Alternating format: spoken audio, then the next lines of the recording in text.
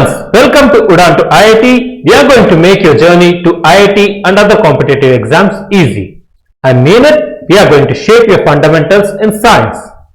This is an initiative by a team of IITians who came together to make it happen for you guys. Myself, Muralidharan, an IITian who completed BTech from IIT Guwahati and MS in Electrical Engineering from one of the top ranking American universities. I have over 5 years of experience preparing students for IIT JEE and competitive exams. We also filed 5 medical device patents, which is pretty much related to physics and mathematics.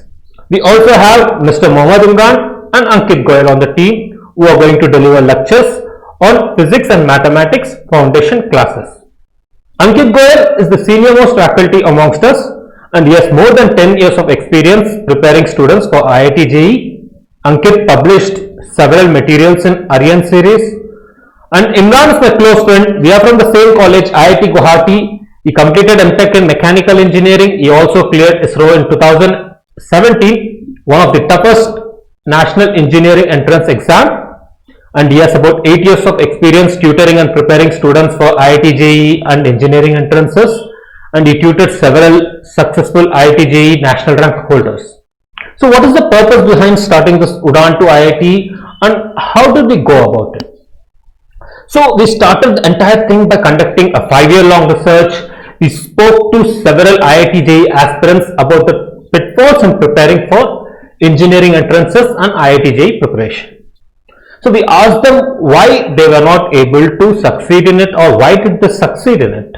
So most of them told us the most common thing or most of them told us the same thing. The success and failure truly depends on the strength of the fundamentals.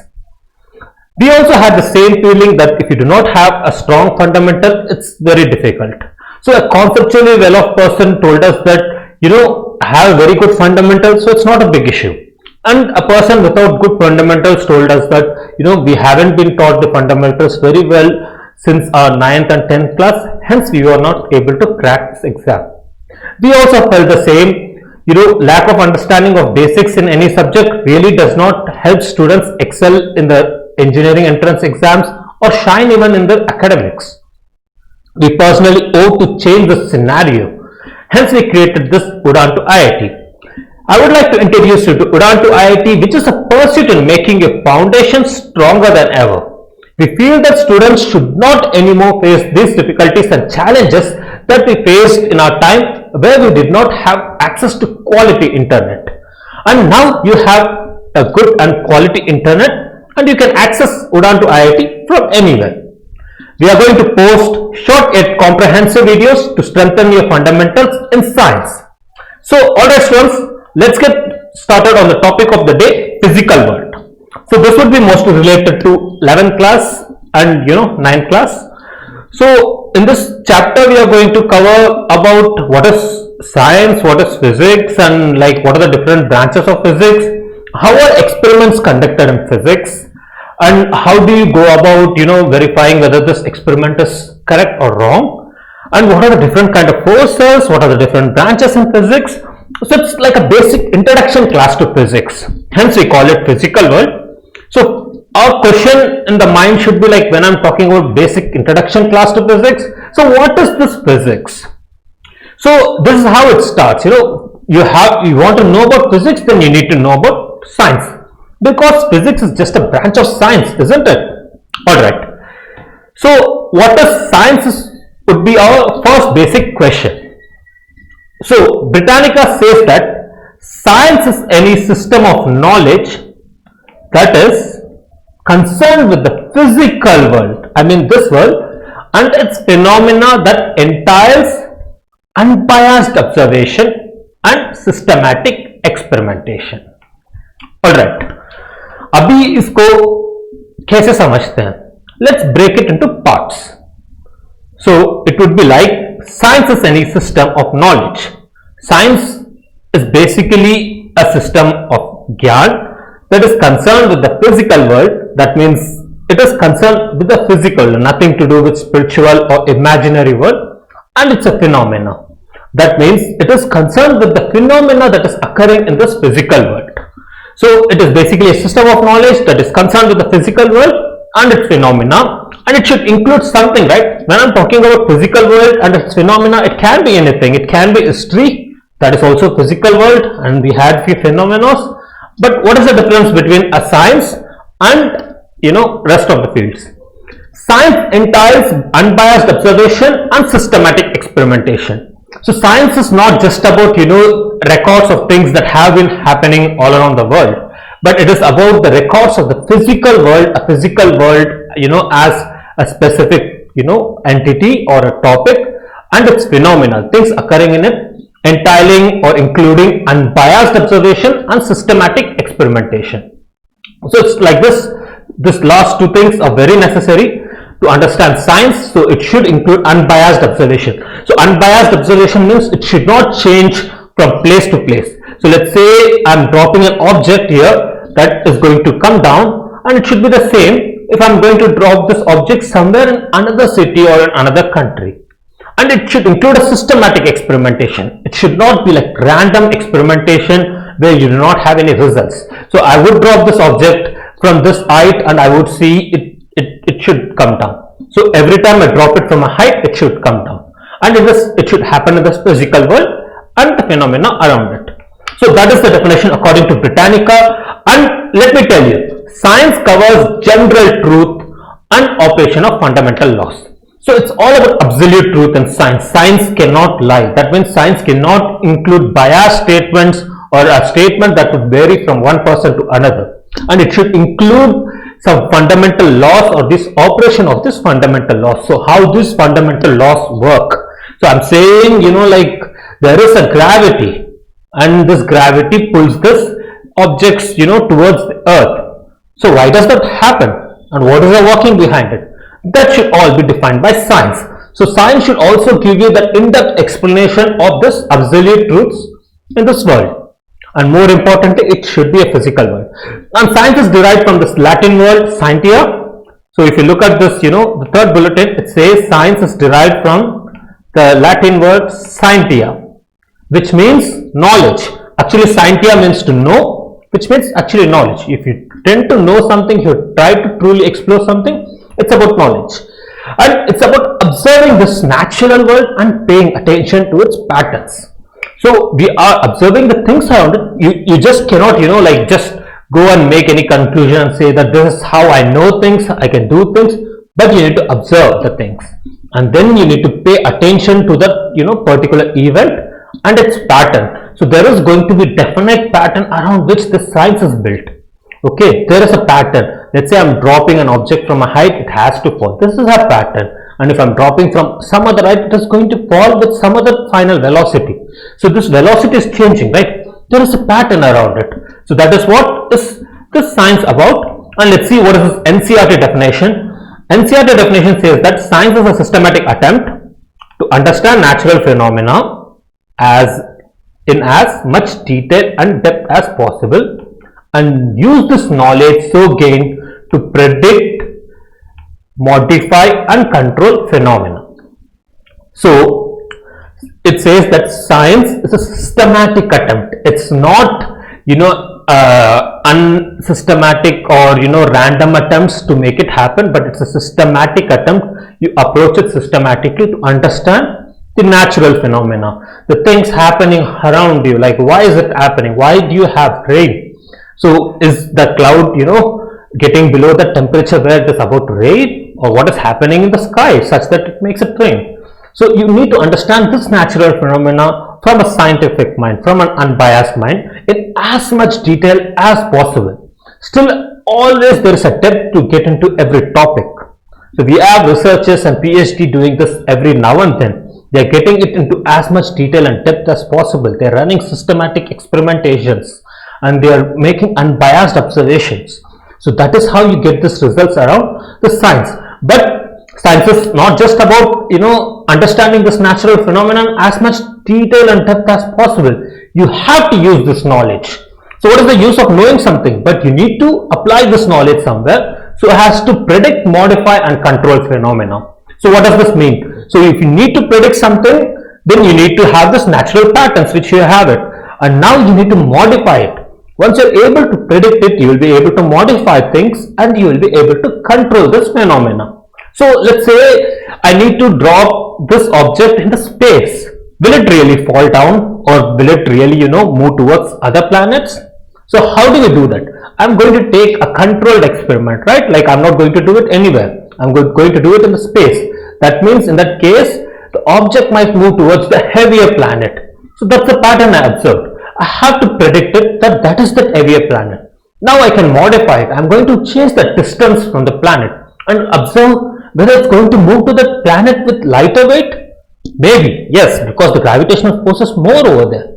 And how do we control this phenomenon? By moving this object. Alright students, so we understood science. Now it's time to get into what is physics.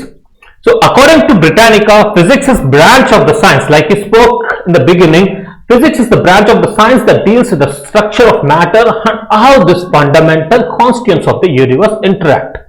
So it says that, physics is a branch of science. So as we spoke, physics is a branch of science. Let's break this again into a few other, like phrases, which deals with the structure of matter.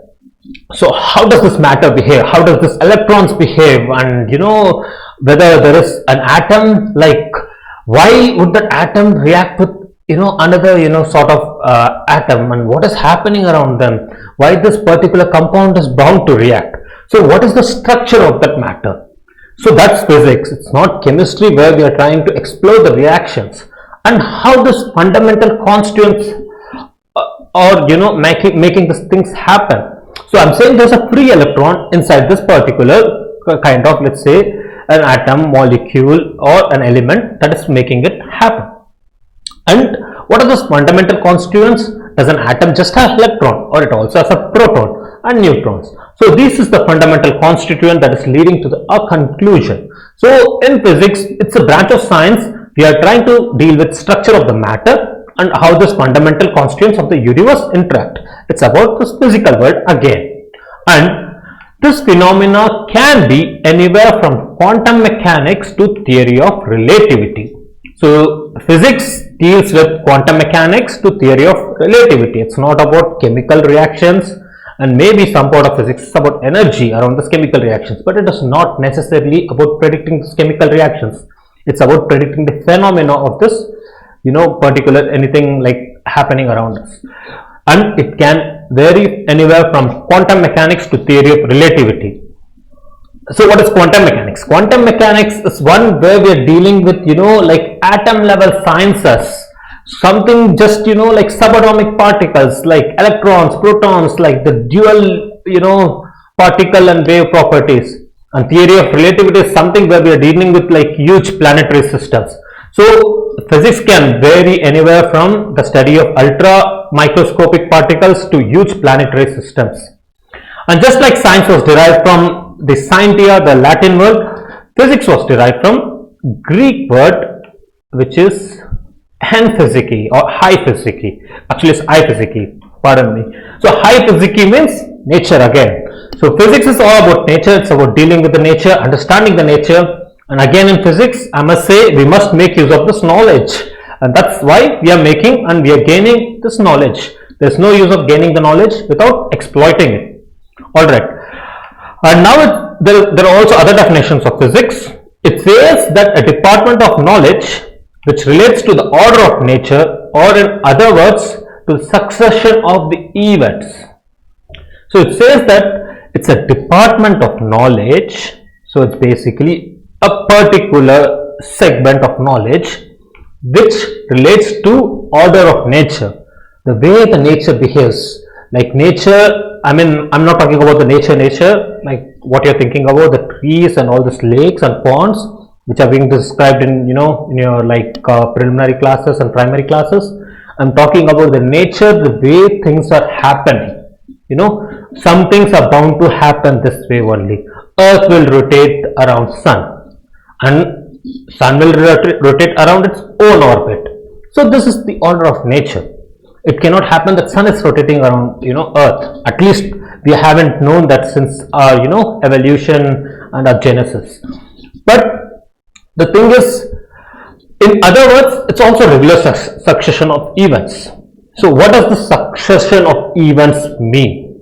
So if I'm saying that I've moved something in this order of nature, there will be also regular succession of events around them. And it's about both order of the nature, why the sun moves around, its own orbit, and earth moves around sun, and why these events occur. Like, day and light, why do we see day and why do we see light? It's not necessarily to do with sun, but there is the moon which is, obstructing sun's rays to earth, and then you see this night, and the earth is rotating on its own axis. That's why you see night in one part of, the earth, and while the other part of the earth, it's a morning. So that being said, we can broadly describe physics as study of basic laws of nature and the manifestation in natural phenomena. So this is an NCERT definition again.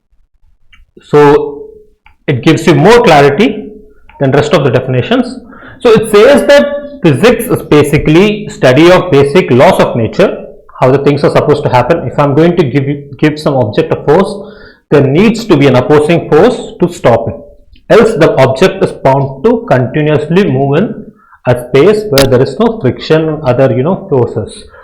And like, let's say, like, anything like air resistance, etc., fluid resistance, then this particular thing is about to move. So that is the basic law, and the manifestation in different natural phenomena. So I do it in space, there is the same force that is being applied, and it moves infinitely, assuming that there are no forces, there are no gravitational forces, there are no friction, etc., etc. And then what I do is I'm moving it on the earth surface. Let's say I'm just pulling a toy car on the floor, I'm pushing it with some force or pulling it with some force, then it is still bound to stop. That's just because of friction. We understand this, all these laws, and we put them in form of some mathematical models, and we try and experiment them. So what is this thing particularly known as? That's like a scientific method how we do it. But before that, let's understand evolution of physics. What are the different, how does this physics entirely evolve around us? Like what happened and how things changed, and why did we conclude and come to different things? So initially it started as like, an ancient astronomy. It's like people are trying to observe, planets and trying to make predictions and trying to justify things. So the first thing, when we didn't have technology and all the sophistication around us, we used to look far up in the sky and, wonder and ponder at those stars and planets and even moon. And we were wondering, what is this? Why is this happening? We are trying to predict things. What is the distance? And even I guess there are like few civilizations which have predicted the distance between moon and sun, and also moon and earth. And that being said, the next one comes out as natural philosophy. Post that, people are pretty much impressed with physics and they are trying to apply it to this so-called spiritual world. So what they were trying to do it is, like, they were claiming that physics can be applied as well as in a spiritual world. That's a different branch of physics, but this was the evolution. And the next one was like the Newtonian and the classical mechanics that you must be aware of, like all the study of forces, velocity, acceleration, many other things, kinematics, dynamics, fluid mechanics, many other sort of like, classical mechanics fields. And then comes modern physics, which is to do with relativity and things like that. So that being said, students, can you carefully, notice and tell me which branch or which evolution phase among this physics is not a physics? I mean, there is one particular, evolution phase where the physics was not really a physics. Exactly. That's going to be natural philosophy. So natural philosophy is actually not physics. It's something to do with the spiritual end. It's not something to do with the physical world. I hope you remember, science has to deal with physical world and nothing to do with non-physical world. If you're talking about non-physical world, it's not a science. At least according to us, it's not a science. And that being said, it cannot be a physics. Exactly. Now let's get into like different fields in physics, like research fields. How do they conduct experiments and what do they do in it? One is like astrophysics, study of space. So that's like studying about this, different astronomical objects, how they move around. High energy physics. High energy physics is mostly about accelerating all the subatomic particles or their combination with, under high energy, high velocity. the properties changes. So you need to study them again, you need to observe them, you need to make unbiased observations and systematic experimentation. And the next comes as biomedical and biophysics. So this is about applying or exploiting physics for your medical applications. And next one would be energy materials. This is to do about different kind of materials. Some materials can also produce energy. For an example, piezoelectric material can produce energy. Solar like materials can produce energy. They are typically called as photovoltaic materials. But there are a bunch of electron and every reaction going around on this materials, and this is why they are happening. And physics can justify those things, and we can again use those justifications and knowledge to exploit and develop new technologies. And then it comes out as quantum emergent quantum phenomena, and the next one would be like assembly and function of complex systems and quantum devices and measurement. So these are another three fields. And that being said, the most interesting part now is there was a law like Moore's law until now, which was trying to justify the particular natural pattern. Like actually it's not about the natural pattern as such, it's about making a prediction around how humans discover things. So it used to say every 2 years, like the number of transistors are going to double or something like that, like every 10 years it's going to double, or 2 years. Now but that has come to saturation. So this Moore's law is no more applicable. Now it's about quantum. So now we are exploring this quantum devices to make use of or to build new things. And let's come to the most important part and the interesting part of it. This is scientific method. And this is about a method to study this natural phenomena. So we talked about all the sciences and physics, but how do we study this? There must be a method, there must be a systematic method. That's the scientific method. And to follow the scientific method, we need to follow a few steps. That is systematic observation. As we talked before, it must be a systematic, unbiased observations. Okay, and the next one should be controlled experiments. So we need to notice where we are controlling this, like the environment, and where we are conducting this experiment. So it's basically saying how we are controlling this experiments in like in a particular place where we are conducting this experiments. And the next one is quantitative and qualitative reasoning. So I'll give you an example for this. So let's say I don't have any pre-observations before this. I don't know what is happening. One of the famous examples is like Galileo's experiment. So even before Newton, Galileo discovered that there is a third law of Newton. I mean, now we are calling it as the third law of Newton's third law. But every force or every reaction has an equal and opposite. Every action has an equal and opposite reaction. Pardon me. Every action has an equal and opposite reaction. So Galileo discovered this even before Newton. But why was Newton more successful? Newton, described things more, quantitatively, and Galileo justified things more qualitatively. So what he did was, he made use of a ball in like a spherical, hemisphere like bowl, and he dropped this ball from certain height, and he observed that this ball went up until the same height again, and it came back down. So it went on oscillating like this within the same height. So he said that, see, there is an action and there is an equal and opposite reaction. You see that, like, the ball has gone to this particular height and it's coming back again. So he tried justifying this. This might not necessarily seem like the third law of Newton, but back in the days it was a qualitative explanation. You might say, okay, I know there is a gravity acting on it and it's a simple harmonic motion, but for him there was no mathematics around it. There weren't any equations around them. There weren't ancestors writing down all these books and storing all this knowledge. So it was basically pure guess where he did it. And he did a systematic observation over there. He observed that this ball is being dropped from this particular height and it comes back to this particular height, and the same height it is, and it goes back and comes back to that height again. So that's a systematic, unbiased observation. He did it with ball of any weight, and he observed that it happens. Okay, and then he did it in a controlled experiment manner. He did it in a spherical space. He didn't do it in like a pipe where you cannot even observe this experiment and you cannot even propose this law. And he justified it qualitatively, and he did not do it quantitatively using numerics and things. And whereas Newton did quantitative reasonings using force. He understood force, by then he observed all this apple dropping from the tree and he was able to explain things better.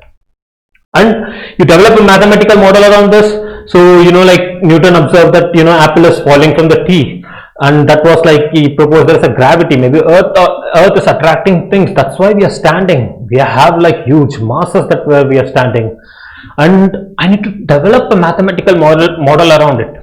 He found that there is a constant force acting everywhere and anywhere across this globe. Okay, that was nothing but gravity. And he developed a mathematical model around it. He said that the earth attracts object with a constant gravitational force, and according to the mass, the force changes. Okay, so a heavier man has a heavier force on him, and similarly a lighter apple has lighter force on it. And he developed that mathematical model. He predicted it. So let's say I'm going to drop it from a different height. Is there still the force, or I'm going to change the weight? Is there going to be the similar force on it? And he, again verified it, whether it's true or false.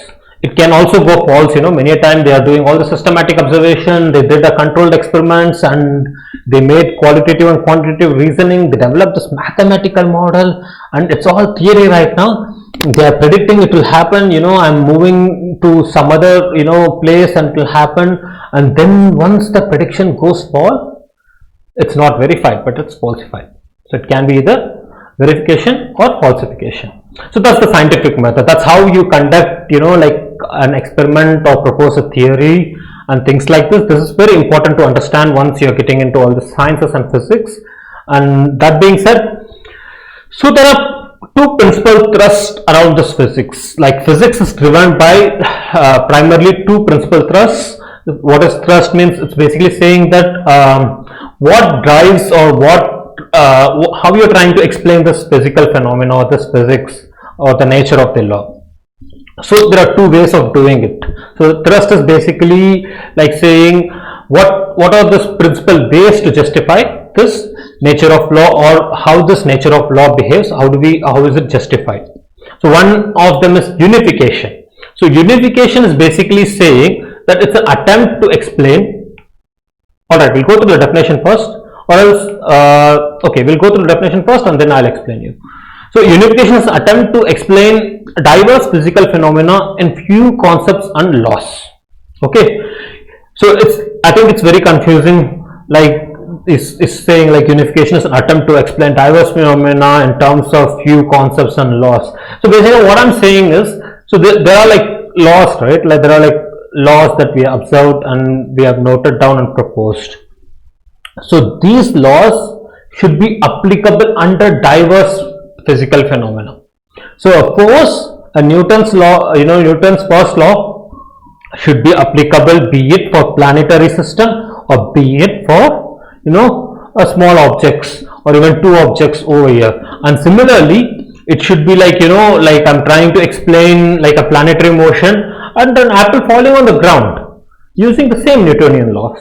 So it's basically those few laws, it's all about those three few laws that we are trying to justify many things around them, and we even developed equations and other things around them. So that is known as like unification. Using those few concepts we are trying to justify things. We are not moving to new theories. So it's basically an attempt. So this is a thrust, it's something that is like how we are trying to make sure the things work in physics. And it's an effort to see the physical world as a manifestation. It's an effort to see this physical world as a manifestation of few standard universal laws in different domains and different conditions. It's the same thing. It's basically saying that it's an effort to see the physical world as a manifestation. Manifestation means to view things or to understand things and to comprehend things. So it's basically saying that it's an effort to see this physical world as a manifestation of standard universal laws. So there are some standard universal laws that are applicable, be it anywhere and you go any place. So it's like saying that it's the same example, I guess. It's like saying that an attempt to explain the planetary motion and an apple falling on the earth is justified using the same Newtonian laws. So that's about unification. So basically I'll again brief you through the unification. Unification is an attempt to explain this diverse physical phenomena in few concepts or laws. So it's basically attempting to explain different things or different natural phenomena using few standard universal laws. And the next approach is reduction. So there is another approach for physics or another principal thrust of physics, that is reduction. Reduction is actually little bit different. It's about saying that I'm trying to break things into smaller parts. So let's say I give you a huge mathematical equation. So what would you do? You would break this mathematical equation into individual small parts and you try to solve them. It's a similar thing. But you know what? You might have different approaches to do them. And that is where reduction comes in. It's a related effort to derive properties of a bigger, more complex system from the properties and interaction of its constituents into simpler parts. So it's a related effort. It's an effort to trying to correlate things of a bigger, more complex system. There is a bigger system, there is a bigger, like an equation or something, and then you are trying to, derive those parameters of those individual, of those bigger system, bigger, more complex system from the properties or the interaction of its constituents. That is those constituting simpler parts. So I'm taking those individual things and trying to justify things. This approach is called reductionism, and it is the heart of the physics. So I propose a theory today, and that theory can go wrong tomorrow. That's because I'm moving to some other domain. Then what would I do is I would try to apply reductionism to find out whether my theory is really correct. And if it turns out that my theory is really correct, my theory has a unification around it. My theory is applicable in few places, it's standard law, but still the theory is not applicable below a certain point. Maybe still it is applicable, but I'm just not able to see it. Then I come to the reductionism concept and I try to break it into simpler parts. And maybe it is possible that reductionism also does not work, but it's a way of doing things. For an example, I guess you must have studied about thermodynamics, movement of gaseous particles and fluids, and you must have studied about those thermodynamic properties like temperature, energy, entropy. But you know what? These kinetic properties can be also justified using statistical mechanics, and you can interpret them in breaking them into simpler, like smaller parts. And that you come across in also in your higher studies when you go and opt for physics.